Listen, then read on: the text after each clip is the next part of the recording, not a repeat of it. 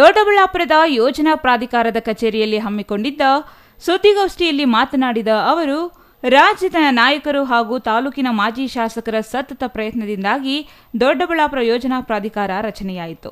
ಈ ಯೋಜನಾ ಪ್ರಾಧಿಕಾರದ ಮುಂದೆ ಮತ್ತಷ್ಟು ಉತ್ತಮ ರೀತಿಯಲ್ಲಿ ಸೇವೆ ಸಲ್ಲಿಸಲು ಸಿದ್ಧವಿದೆ ಎಂದರು. ಯೋಜನಾ ಪ್ರಾಧಿಕಾರದ ಅಸ್ತಿತ್ವದಿಂದ ಕೆರೆಗಳ ಅಭಿವೃದ್ಧಿ ಮಾಡಲಾಗುವುದು, ತಾಲೂಕಿನ ಸರ್ವಾಂಗೀಣ ಅಭಿವೃದ್ಧಿಗೆ ಒತ್ತು ನೀಡಲಾಗುವುದು. ಹಿಂದಿನ ಸಾಲಿನಲ್ಲಿ ಸರ್ಕಾರ ಅಧಿಕಾರದಲ್ಲಿದ್ದಾಗ ಸಾಕಷ್ಟು ಅಭಿವೃದ್ಧಿ ಕಾರ್ಯಗಳನ್ನು ಮಾಡಲಾಗಿದೆ. ಪ್ರಸ್ತುತ ಇರುವ ಶಾಸಕರು ಅನುದಾನ ಪಡೆದು ಅಭಿವೃದ್ಧಿ ಮಾಡಬೇಕಿದೆ ಎಂದರು. ಗ್ಯಾರಂಟಿ ಯೋಜನೆಗಳನ್ನು ಟೀಕಿಸುವ ಹಲವರಿಗೆ ಅದೇ ಯೋಜನೆಗಳಿಂದ ಬಡ ಜನರು, ಕೂಲಿ ಕಾರ್ಮಿಕರು ಹಾಗೂ ರೈತರಿಗೆ ಬಹಳ ಉಪಯುಕ್ತವಾಗಿದೆ ಎಂಬುದರ ಅರಿವಾಗಬೇಕಾಗಿದೆ. ಈ ಹಿಂದೆ ಅಧಿಕಾರದಲ್ಲಿದ್ದ ಬಿಜೆಪಿ ಸರ್ಕಾರ ಕೇವಲ ಘೋಷಣೆಗೆ ಮಾತ್ರ ಸೀಮಿತವಾಗಿತ್ತು. ಮುಖ್ಯಮಂತ್ರಿ ಸಿದ್ದರಾಮಯ್ಯ ನೇತೃತ್ವದ ಸರ್ಕಾರ ಕ್ರಿಯಾಶೀಲತೆಗೆ ಉತ್ತಮ ಉದಾಹರಣೆ ಎಂದರು.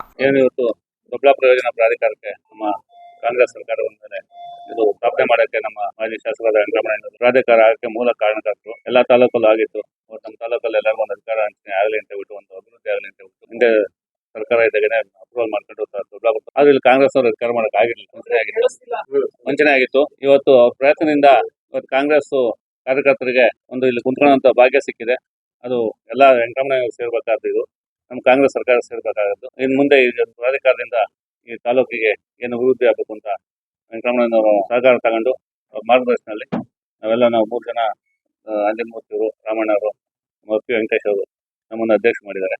ಎಲ್ಲರೂ ಸೇರಿ ಒಂದೇ ಒಗ್ಗಟ್ಟಲ್ಲಿ ಆಶೀರ್ವಾದದಲ್ಲಿ ಚೆನ್ನಾಗಿ ನಡೆಸ್ಕೊಂಡು ಹೋಗ್ತೀವಿ ಅಂತ ಹೇಳಿ. Mahesh, CTV news, Doddaballapura.